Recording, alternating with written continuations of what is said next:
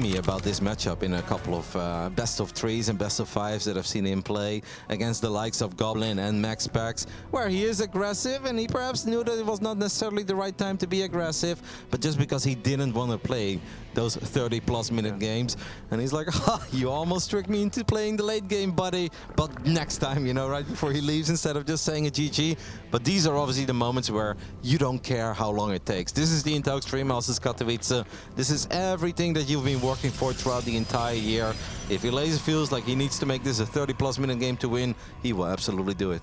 Yeah, he definitely will. He's been practicing that a lot. He's been showing it already as well. He can definitely go there if he wants to. First map's going to be Hardwire, and it's one of the maps where we've seen him queen walk before as well with those corruptors. That's the other build that I'd say. That's the kind of the other extreme, right? He still gets a lot of workers, goes up to 8 gases and just bam, pumps out 22 corruptors and starts walking with the ladies, gets the roaches and ravagers over there as well, tries to cancel the 4th base or perhaps even kill you at the 3rd base. These are some real possibilities here. However, I think when we're thinking of herO, I don't really think herO even wants to go to the late game. herO is thinking of the first 7-8 minutes as really his prime age in a game, I think. And if Elazer truly believes that he's going to get into a late game, I think he is mistaken, because herO plays a fake type of standard where it looks kind of normal and then bang, 25 adepts show up, or boom, 16 more Phoenixes that he's been hiding. Yeah, he's had a couple of crazy games, actually on Hardwire, right, where he just stayed on Adept Phoenix forever. And we're like, this can't ever work, mate. And he's like, oh, actually it can, because I can just get a ridiculous amount of Phoenixes. Obviously made my Phoenix heart beat a little faster. I think what is key for Elazer coming into this best of 3 is indeed double check, triple check, that you actually know what's going on. Even when it may look like, my opponent's playing Stargate, he's going up to 3 bases, do not trust him. You need to confirm these things over and over again. And of course, keep a close eye on those pesky adepts, because I feel if there's one thing Korean Protoss players are always good at, sneaking 2 adepts to the other side of the map. They show up at the right moment, they grab 4 or 5 drones. If that happens twice, your entire build order as a Zerg is completely ruined. Yeah, we're already starting with a bit of a trick here, by the way. This was Warp Gate before the Stargate, which isn't super common, and Elazer was too afraid to scout initially. I'm not quite sure why you'd open up with a Void Ray if you try to hide the fact that you're going for a Stargate, but sometimes herO is difficult to understand. That doesn't necessarily mean that it's bad, of course. It just means that our brains can't quite comprehend what this Korean Protoss is doing right now. We'll follow up with an Oracle and go into 4 gas as well before a 3rd Nexus. So it's not quite standard, but it looks a little bit normal at least. Yep. Very important, of course, for Elazer to make sure we don't lose any drones against that Oracle that shows up a little bit later. Losing 1 or 2 could be acceptable, but this is not the quickest Oracle. It's not a triple Oracle opening, something that Showtime, for instance, loves to do in this matchup. So it's very important for our Polish Zerg to just be bulletproof at home. There is a 2nd Stargate going down, though, and that actually makes us wonder if maybe we'll see some of those Queens, Roaches, and Corruptors down the line, or if we're going to see Elazer play a game with, I kid you not, I recently saw a game against him, or from him, with 110 Spore Crawlers. And I think 12 minutes into the game, 700 resources went down in total. It was arguably the most boring game I've ever seen in the history of StarCraft 2, but he was down 0-2 in his series and he said, all right, if this is how you want to play, this is how we're going to play. And he did end up winning it in his defense. A win is a win. We see a couple of Void Rays being built. This actually looks very standard out of herO. He has shown this type of play before, and then a later transition into Phoenixes. Once that 4th base kind of goes up, he flies over with 4 Void Rays plus 1, and then 2, and then 4 Phoenixes show up, lifting 3-4 Queens. And that can really snowball very, very quickly. Of course, Elazer should be aware of that as well. Throws down a Rotorn already. 4th base, 5 minutes in. That's an extremely fast 4th base. A little fun fact as well about Elazer is that he very often jokes about his favorite practice partner. The AI. That very easy AI, not just any AI. It is the AI very easy. I sometimes make the mistakes of just saying the AI is like, no, very easy AI specifically. And yeah, he plays a lot. His builds are extremely tight. But of course the AI isn't quite as good with Oracles as herO is, so that might be a problem. And there we have 2 of those adepts, right? It's kind of random. 5 minutes, 40 seconds into the game. This is where you want to make sure you are paying attention if you're Elazer. I like the positioning of the adepts. That's absolutely perfect. We're not pulling the drones. I think that's a little bit careless and sloppy, because that's -5. It should be -5 drones if the target fire is good. Ends up being only 4. We don't have a Spore Crawler here, but 5 Queens with quite a bit of energy. Stasis Trap is a nice attempt, but gets shot down. This could have been worse for Elazer. Honestly, if he hits that stasis, that's at that 4th base.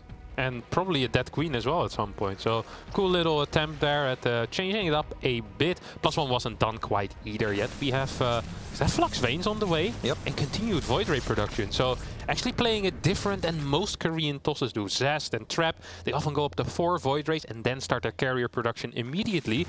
And herO kind of playing, I think, what a lot of tossers played about a year ago actually, and just going for a higher Void Ray count. Cool to see.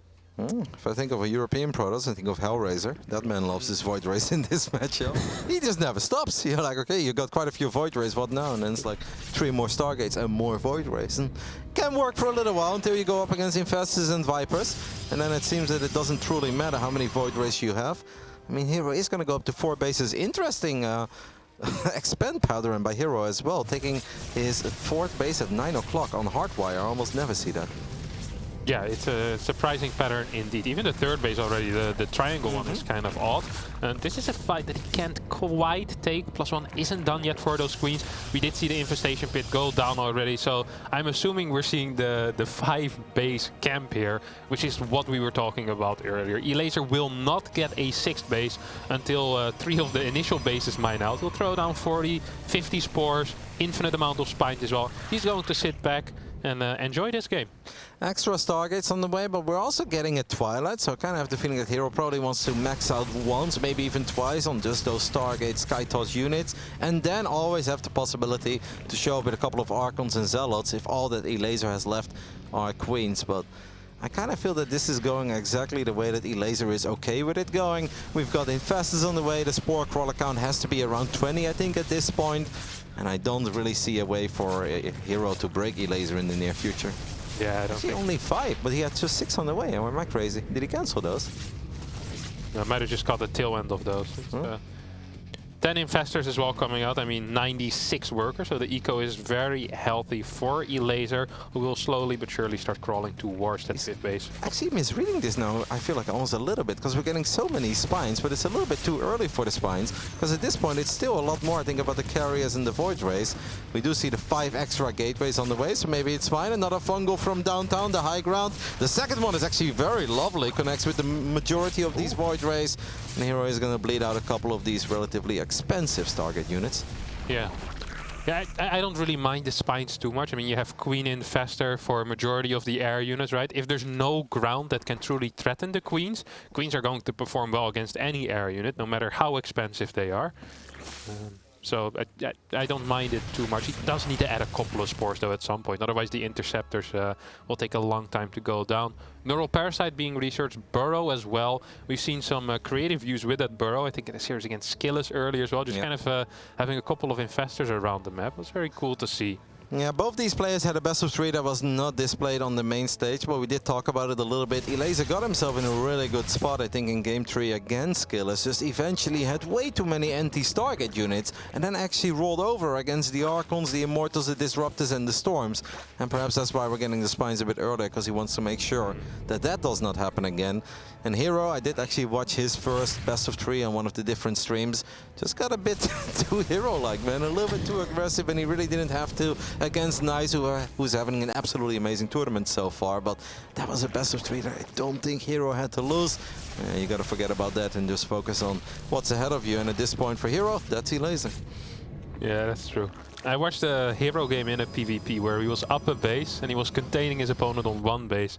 And I'm like, herO, I don't think now is the time to blink up the ramp, and boom, there he goes. He's like, that's really not necessary, buddy. He sometimes has these moments where he's in a great position if only he just waits it out a little bit. Of course, aggression is in his blood, and he starts moving out on the map right now. There's no disruptors yet with this army, which means that Infestors and Queens are going to be super powerful. Infestors are amazing against every single unit that we have here. We have a couple of Vipers in the mix too. I don't see any High Templars on the ground, so I feel like it's happy Abduct season or happy Neural Parasite season. As Elazer says, I like them Void Rays, I'm gonna make them mine. Does quite a bit of damage to one of the carriers, now brings them back, and he's just gonna pick up these units one by one. To me, it feels that herO is running into a brick wall, but herO wants to keep on trying, as he does have a couple of Zealots finding some success in the natural, but this doesn't look all that pretty to me. And now more carriers get Neural Parasited. Bit of a disaster. Really a bit of a disaster. There's still 2 Vipers as well. Could be going for some abducts perhaps. There we go. One carrier will get dragged in. Zealot's still going ham in the natural though. I do believe roaches are being sent over. This fight is going to continue. Microbial Shroud also putting in a lot of work here, helping those queens out. I'd love to see Elazer spend his money though. I don't know if we have a larva problem or something, because if he would just be spending his money, he'd really have no issues dealing with a couple of extra Zealots that have shown up. Now it seems like it's becoming a little more difficult than what it's supposed to, and we did end up losing 14 drones, sitting on 4k, 2k, while only being at 160 supply. I think that's a little bit silly. I know the queens have been busy spreading creep and keeping each other alive and being part of the army, but we also need to make sure that we keep injecting all the time. Yes, worker count actually has fallen a fair amount, and herO's gonna... This expansion pattern by herO, look at that. He's gonna be kissing with Elazer's expansion soon. This is close. This is, if he gets batteries and cannons up here though... May as well get Tempest. Yeah, he really could. Infestor count pretty much got destroyed though, and does need to rebuild a lot of those. That's very gas intensive. He's got 14 though. Yeah, rebuild them quick. Oh, okay, yeah, you already did that. Yeah, you already did. I would not make a mistake like that, Kev. Couple Novas going forward, not quite connecting with the roaches. Carriers are having a pretty good time. herO perhaps coming in from the right side. I don't see that much detection. There's obviously a cannon. We do have an Oracle flying around, drops a Revelation. One Nova has a lot of potential, goes for the Queens instead. So that's a lot of damage, but not a lot of kills. Yeah, Queens will need to get pushed back. Oh, Void Ray is in the main base. Take out the Hive. That's huge. All of these drones will fall as well, and like we mentioned before, the drone count isn't looking that hot anymore for Elazer already. The natural also is very low. Yeah. That natural could go down. herO is starting to do this, man, slowly but steady. It's kind of hectic, it's kind of random, just, you know, the way that we love herO and that we know him. He's finding damage all over the place. How often do you see 5 or 6 Void Races flying around 14 minutes into a game and actually finding a lot of success? Elazer really needs a big victory in the near future. He is going to go for the Neuroparasites and abducts one more time. This looks somewhat promising, but these carriers are going completely uncontested, and they may lose their interceptors, but they are not in any danger of going down anytime soon. There's no more pool anymore either, so no more queen production for Elazer right now. He's just building drones. He probably should get some extra infestors out or something. That is still floating a fair amount of money, and once again only on 140 supply. It's starting to look worse and worse for our Polish Zerg. Nova's flying forward, almost connecting with a couple of those burrowed infestors. These Void Rays still just being annoying in the back of the natural. I mean, herO is expanding right next to Elazer, and that base in the top left side is not a base that Elazer can defend. Elazer is now even rebuilding 2 spawning pools instead of just 1. Maybe afraid he's going to lose another one, but his unspent resources has just been too high. Over the last 4 or 5 minutes, Elazer has been nowhere near maxing out, and he's always been sitting on quite some money. Yeah, I like that herO here is clearing his potential 6th base, making sure that he can keep expanding all the way up. As more disruptors and carriers are moving in. These disruptors are so aggressive as well, and they have gotten some brilliant hits already. 5 more infestors are on the way. There's still basically 5k resources in the bank here for Elazer, but he just can't produce anything. We have a couple of extra infestors popping. We haven't seen too many fungus. I feel like fungus is really effective on Zealots too. I wouldn't have hated that, just to make his own life a little bit easier. These roaches, I want to say they don't have the best upgrades, but they actually have +2 missile attack, so that's really not all that bad. herO is even sneaking in a mothership now. Elazer just hanging in there for dear life, and if he can just make sure that this game drags on for another minute or 2 or 3, then maybe he can get way more value out of his spellcasters. I see at least 1 Viper that's still alive, but we obviously need a little more than just a single Viper. Yeah, 1 Neural will go down on this Archon, and the Archon will start finding some interceptors, which is nice, but there's still a lot of disruptors here. Oh my goodness, those were some big Novas. Multiple Queens going down. The Shroud is doing whatever it can. Yeah, herO is having the time of his life. Those Novas are free damage, more often than not free kills. We do get a couple of Neurals now on the carriers. Is this the little fight that Elazer was looking for? He just doesn't have the DPS. Even when he lands the great Neurals, he just doesn't have those additional units to actually pick off those units immediately. What is his actual anti-air right now. Is it just these 3 queens? Is that all we got? 6 queens total against 5 Void Rays and 4 carriers. There's still 3 infestors. There's no spores here either. I think herO can just practically A-move at this point. I think he's waiting for one more round of warp-ins, right? That Prism is here. Let's get a few more Zealots. Let's make sure we have all the interceptors. Carriers are rebuilding them really quickly. Spines are going to try to buy a bit of extra time for Elazer, but I think this is all over with another Nova going forward. A bizarre push, a never-ending push of herO, but it has worked. Yeah, I actually can't believe it. More spores are coming in right now. 1 Microbial Shroud is still helping out in the far back, but these disruptors have been so powerful, and we've had almost constant disruptor production. Resources lost heavily in favor of herO. He's pushing forward, and he's here to collect his first win. Yep, Elazer is forced to tap out. GG. That means that our Polish Zerg Elazer, who I'm sure would absolutely love to make it into the group stages to play in front of that super passionate Polish crowd that we got to know and love over the years here in Katowice, needs to win the next 2 games or it's all over for him. herO played solid, and I feel that for Elazer this game ended in a moment where he really did not ever expect it to end. I'm sure that he felt pretty bulletproof with all his spellcasters. He had vision, he had a good idea, I feel like, of what was happening. We had a couple of spines. It's just the Zealots that did break through in the natural. They were like, okay, that's a bit annoying.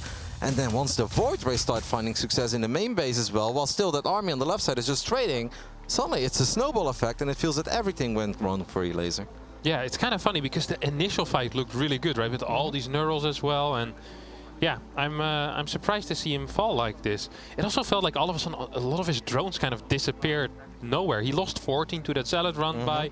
I guess he was building a lot of static at the same time as well. One of the main issues just being that complete lack of production out of him for what felt like 2-3 minutes, where he had the money, even had the larva, I think. He had like 16, 17 larva available. He just didn't quite know what to build. And then he started some queen production again. And herO just never stopped pushing and never stopped expanding towards him either, by the way. It's like you said, it initially looked pretty promising for Elazer, but then he wasn't able to spend his money. And then he started losing bases, and then he started losing drones. And then suddenly you find yourself in an incredibly uncomfortable situation where you're not exactly sure what to build anymore, and whatever you're building is too late. Because if you're trying to deal with the Void Rays, the Zealots find more success. If you're just focusing on the Zealots, then those carriers become a bit too much to handle. I really do feel that it was just a lack of larva that perhaps really costed Elazer that game on Hardwire. Well done by herO though, because I gotta say that's a moment where I normally don't really believe in the Zealot anymore, right? You're like, everything is revealed, they know where they're coming from, there are static defenses, too many queens, too many infestors. But he actually found great value with those Zealot. Yeah, and it's also that in this case there was roaches. Roaches were out already, so it's not like it was pure queen, infestor, viper, couple of corruptors, because then the Zealots sometimes make some sense, right? If they connect with the spines, you don't get the fungals on, it can be very different. But there were roaches, and they perhaps just weren't in the correct positions here for Elazer to deal with this push out of herO. I always find it fascinating how some of these Koreans can just play with their big jackets on. It seems so uncomfy to me. I mean, then again, you were also styling in 2016 when you won in Shanghai. I'll never forget that. You're wearing your cool Timberland boots or something, some skinny jeans, and a very tight tank top. And I'm like, how is this man playing video games at this level? I'm sitting in sweatpants and I still can't win. Yeah, trying to copy from the best. And the best currently is here in the top left, spawning as the red Protoss player playing for Team Dragon Phoenix Gaming. It is herO.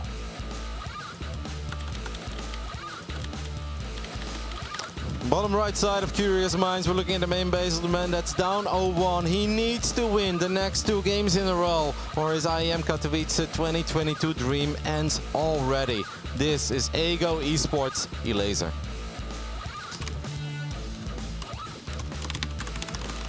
This is going to be a very interesting map as well, as it's a map on which, well, Stargate is not super viable, I think. The distance is so short. The concave is so large that you can get that queen walks with roaches will just take out any double Stargate attempt. Even single Stargate attempts up to 2-3 oracles will be really difficult to pull off. And knowing herO a little bit, I think we're gonna either see some glaives or some type of TT drop. Could it be just one Stargate and a fake Stargate unit, like a single Void Ray to be safe, and then we go into glaives? Yeah, it's also a possibility. I do believe that herO is kind of fond of those type of builds as well. Did go for that hedge block, of course. I think herO did that before it was cool even.